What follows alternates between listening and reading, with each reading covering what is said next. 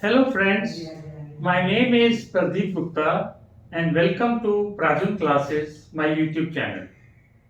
So friends, I have been a IELTS trainer for many years, but lately मैंने देखा है कि after the Canada rule has been changed, so majority of students PT करना चाह रहे हैं.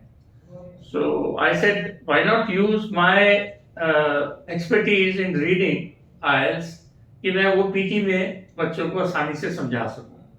So here I am today and I'm going to try my best कि आपके लिए रीडिंग पीटी की ज़्यादा आसान हो सके.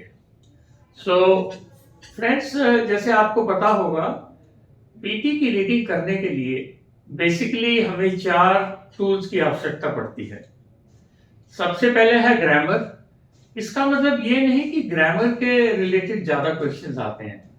तो सबसे ज्यादा क्वेश्चंस अगर आप मेरे से पूछें तो आते हैं अंडरस्टैंडिंग द पैसेज के.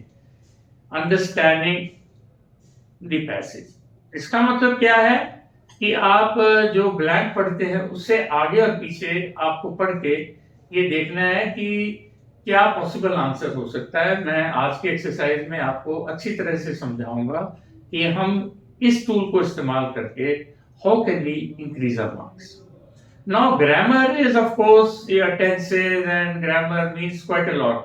सो मैं आपको ये पहले से बतलाना चाहता हूं कि जो भी मैं एक्सरसाइज करूंगा, जब ग्रामर का रूल आएगा तो मैं उसको नीचे आपको वो ग्रामर रूल पूरा आपको लिखा मिलेगा.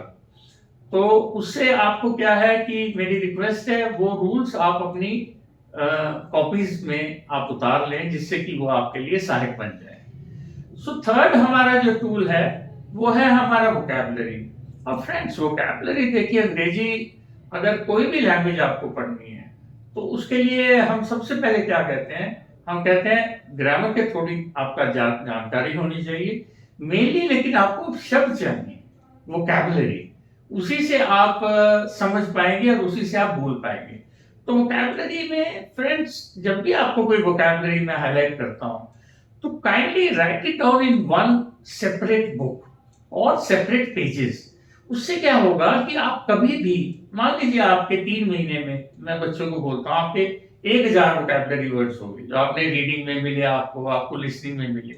तो आपको कम से कम आप 1000 वर्ड्स अगर मिल गए तो rest short it will help you quite a lot. और लास्ट जो होता है वो होता है कॉलोकेशंस एंड फ्रेजेस. कॉलोकेशंस तो अगर आपको मैं लिस्ट दूं तो पता नहीं कितने पेजेस में जाएगी. बट कॉलोकेशंस बेसिकली जो मैंने देखे हैं, जो हमारे यहाँ आते हैं, वो आते हैं कि एडजेक्टिव और उसके बाद आता है नाउन. सो नाउन कॉलोकेशंस कई प्रकार के होते हैं. नाउन टू नाउन भी होता है, वर्ब टू प्रेपोजिशन भी होता है, बट मेनली जो हम लोग देखते हैं वो एडजेक्टिव टू नाउन है. लेट अस से small boy. Small boy. Now boy you know is a noun and small is defining that boy कि वो बॉय कैसा है, वो छोटा है. So now most of the collocations are like this. So in this I'll tell you a trick. If you have in the blank is this adjective is a blank and this is given, so you ask what type of a boy. So then you can chances आपके बढ़ जाएंगे वो answer करने के. So I am going to start with reading. And as you well know, reading हमारी एक तो reading and writing होती है, उसके 22 मार्क्स होते हैं. रीडिंग के 14 होते हैं, लेकिन both are important. So let's take A. When it comes to job hunting, first are critical.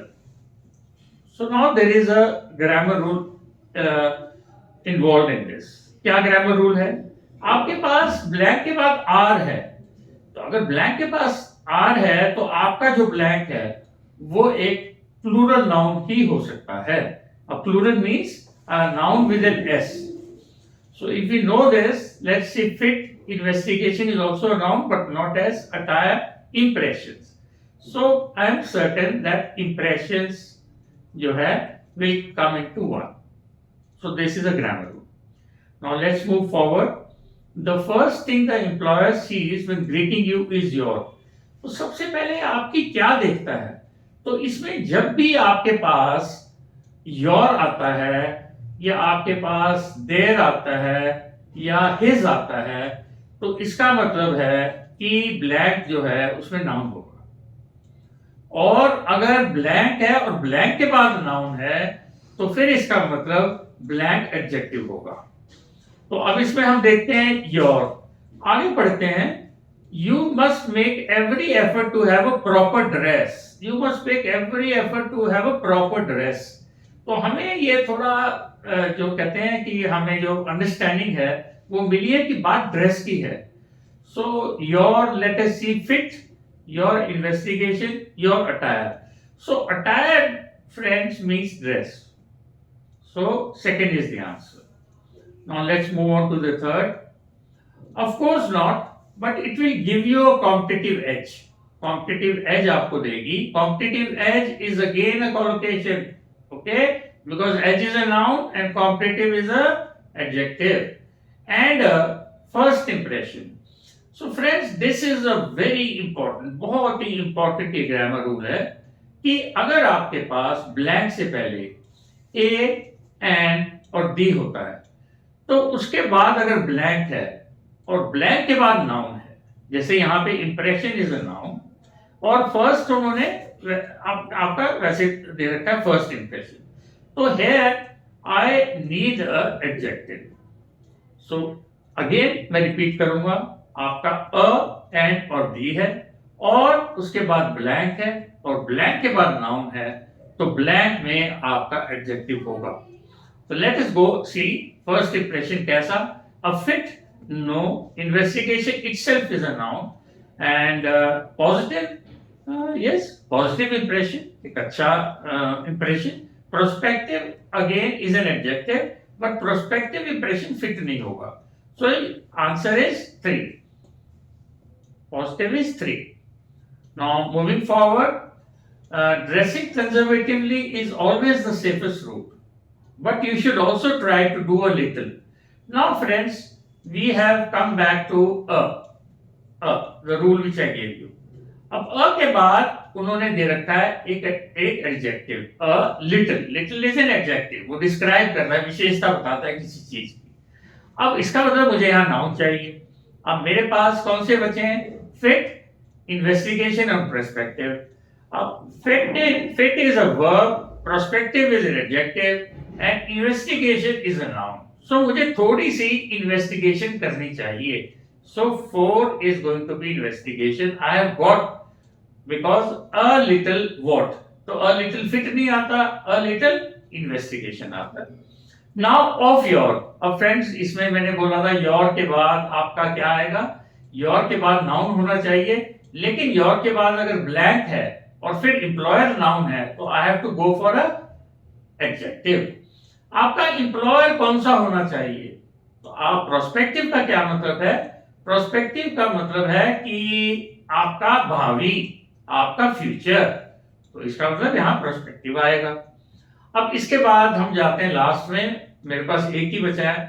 मैंने जान के फ्रेंड्स रीडिंग में शुरू में मैंने जितने ब्लैंक्स हैं मैंने उतने चॉइसेस लिए हैं। इसमें कई बार बहुत आसानी हो जाती है, आपको पहला दूसरा ना समझ में आए तो उसको छोड़ के आप बाकी कीजिए और फिर उस पर दोबारा जाइए। तो ये फिट इन जो है, 6th में जो फिट इन है, this is actually a phrase, fit in with the organisation. Okay, let's do the second one. Private schools in the UK are redoubling their marketing efforts. एक और friends मैं आपके साथ बात शेयर करना चाहता हूँ कि आप अगर पूरा सेंटेंस पढ़ेंगे तो आपको शायद इतनी जल्दी समझ में नहीं आएगा, लेकिन आप उसको अगर ब्रेकअप करके पढ़ेंगे, जैसे मैं आइल्स में भी ये कराता हूँ, private schools in the UK. अच्छा भाई, यूके में जो प्राइवेट स्कूल्स हैं आर रीडबलिंग, रीडबलिंग डबल कर रहे हैं, रीडबलिंग कर रहे हैं, क्या कर रहे हैं भाई? देयर मार्केटिंग एफर्ट्स, वो अपने मार्केटिंग बेचने के एफर्ट्स को डबल कर रहे हैं टू फॉरेनर्स। किसको कर रहे हैं? फॉरेनर। अब मेरे को पूरा ये समझ में आ गया तोड़ तोड़ के। So almost a third of the 68,000 boarding peoples, ये इतने पीपल्स हैं, पढ़ रहे हैं, उनका करें almost a third at such schools come from overseas. अब इसमें I am not getting any rule come from overseas, तो मैं देखता हूं अनविलिंग, अकाउंट, ऑलरेडी, शिफ्ट। तो फ्रेंड्स रीडिंग के अंदर रीडिंग एंड राइटिंग में आपको 4 चॉइस मिलते हैं, तो अभी कीजिए या बाद में कीजिए, आपको करना ही है। लेकिन रीडिंग में खास तौर पे आपको क्या करना चाहिए, अगर फर्स्ट नहीं समझ में आ रहा है, you should move to the second. मैं इसमें ये करने जा रहा हूं। But now with many UK residents, अब फ्रेंड्स यहां पे ग्रामर रूल है, और या एंड अगर आता है ब्लैंक और अगले वर्ड के बीच में, तो आपको सिमिलर मीनिंग का वर्ड ढूंढना है। जैसे अनेबल है, तो अनेबल से मिलता जुलता आपने वर्ड ढूंढना है। तो यहाँ पे अनएबल मीन्स नहीं कर सकता, अनविलिंग है करना नहीं चाहता, तो ये काफी हद तक ये सिमिलैरिटी है, तो ये रूल अप्लाई करना चाहिए। तो आपका यहाँ पे 2 आएगा। फिर आगे चलते हैं। Cultural ageing towards this much year, इतनी फीस है। एंड कल्चरल, अब इसके अंदर अंडरस्टैंडिंग चाहिए अवे। अब cultural is an adjective of course, तो के बाद मुझे नाउन देखना है, लेकिन आप यहाँ मीनिंग लगाइए। अब मीनिंग में आपके पास है अनविलिंग हो चुका है, अकाउंट अवे, ऑलरेडी अवे या शिफ्ट अवे। आप एक साथ कहेंगे यार शिफ्ट होता है ना, अवे अगर दूर कर रहे हैं तो शिफ्ट होएगा, इसका मतलब आपका आंसर शिफ्ट का 3 है। And finally, many schools are looking abroad to survive. Over students now for about. तो now क्या करते हैं? Now already for about, now account for about. तो normally ये यहाँ पे आता है now account for. उनकी जो संख्या है वो इतनी है। तो फ्रेंड्स ये अगर हमने 3 कर लिए, इसका मतलब पहला हमारा ऑलरेडी फर्स्ट होगा। अब दोबारा हम देखते हैं कि boarding schools eight such schools already, वो अब पहले से ही ओवरसीज से आते हैं। अब हमें समझ में आ गया। So in this third reading this is ये टोटली प्रेपोजिशंस पे बेस्ड है, तो इसलिए मैंने चॉइसेस के नीचे आपको उनके हिंदी मीनिंग दे दी है। इनटू का मतलब है में, इनका भी मतलब में होता है, ऑफ का मतलब है का, विद का होता है के साथ, और टू है को। तो अगर हम ये जानते हैं तो हमारे लिए आसानी हो जाएगी। तो अब हम कहते हैं ऑल अप्रोचेस एम, तो उनकी जो है ना, जो उनका एम होता है वो increase blood flow to areas of tension, जहां पर आपको थोड़ी टेंशन महसूस होती है तो हमारी बॉडी वहां ब्लड भेजती है। एंड टू रिलीज और पेनफुल नॉट्स, तो पेनफुल नॉट्स किस चीज के, कैसे, तो पेनफुल नॉट्स ऑफ मसल के। सो ये आ गया मसल के, का के दोनों आ जाते हैं, तो मसल्स यहां पे फर्स्ट हमारा आ गया one of muscle. Now let's go to the second one, it's very far off. ये the way to do this is to apply pressure, तो प्रेशर हमने किसी को लगाना है, किसी पर लगाना है, को या पर, तो it means pressure to the point. So two has to be second. Now third is which cause the brain to flood the affected area. Brain जो है फ्लड कर देता है एरिया को के साथ फ्लड कर देता है, तो क्या है ब्लड, सो के साथ will be third. And finally you can fool the tenth muscle, आप उसको झांसा दे सकते हैं टेंथ मसल को। अब इसके अंदर चॉइस हमारी इन है, तो उसमें किस चीज में हम फूल कर सकते हैं, इन रिलैक्सिंग। लेकिन अगर आपका वर्ब जो है आईएनजी वाला होता है, इसका मतलब कंटिन्यूअस है, तो वहां पे आपका फिर ये लगेगा इनटू। अब जैसे हम कहते हैं I am sitting in the room, तो वहां एक जगह हो आप, लेकिन I am walking in the room नहीं, I am walking into the room, क्योंकि वहां पे आपकी एक मूवमेंट है। Move to the fourth one, egg eating snakes, जो स्नेक्स अंडा खाते हैं, are small group of snakes, वो ज्यादा नहीं, स्मॉल छोटा उनका समूह है। हुज, अब यहाँ पे फ्रेंड्स अंडरस्टैंडिंग हमें चाहिए। हुज के बाद एक्चुअली तो मैंने बोला है ये सब के बाद योर, देयर, इस सब के बाद नाउन आता है, तो एक तो वो है, एक अंडरस्टैंडिंग है। ओनली ऑफ एग्स, तो वो एग्स खाते हैं, तो अब हम यहाँ पे नीचे आते हैं, whose whole, whose diet। अब whole इज एन एडजेक्टिव, वो बताता है चीज कैसी है, पूरी है। डाइट एक नाम है, खाने खाते, डाइट तो नाम है। Open is, I think open would be a verb. Spice ठीक है, but spice is a noun, लेकिन यहाँ पे प्लूरल है, whose spines consist, नो। तो यहाँ पे अंडरस्टैंडिंग से आएगा whose diet, की जो खुराक है, सिर्फ वो अंडे खाते हैं। Some eat only birds' eggs which they have to swallow। तो कुछ लोग सिर्फ बर्ड के एग खाते हैं which they have to swallow। अब swallow उन्हें कैसे करना है, आगे देखिए, as the snake has no teeth। अब अगर आपके पास टीथ नहीं है तो आपको वो पूरा ही अंदर लेना पड़ेगा, so you have to swallow whole। Understanding से हम आ गया। अब instead these snakes have, अब उनके पास क्या है, these snakes have that stick out from the backbone। अब फ्रेंड जब हम कहते हैं बैकबोन, तो बैकबोन के साथ हमारे को अंडरस्टैंडिंग है स्पाइंस, तो यहां पे आएगा स्पाइंस।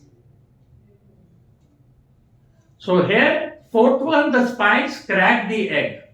तो we have this crack the egg open, ये एक फ्रेज है, क्रैक ओपन। अब एग को आप कैसे करेंगे, पहले उसको क्रैक करेंगे और फिर ओपन। तो फ्रेंड्स मैं नहीं चाहता कि ये वीडियो बहुत लंबी बनाऊं, और शायद पहली बार आप लंबी की वजह से ना देखें, इसलिए मैं ये वीडियो सिर्फ रीडिंग तक सीमित कर रहा हूँ। नेक्स्ट वीडियो में रीडिंग एंड राइटिंग पर लेकर आऊँगा और रीऑर्डर पैराग्राफ्स पर लेकर आऊँगा, तो काइंडली उसको भी वॉच करें for a complete understanding. Thank you.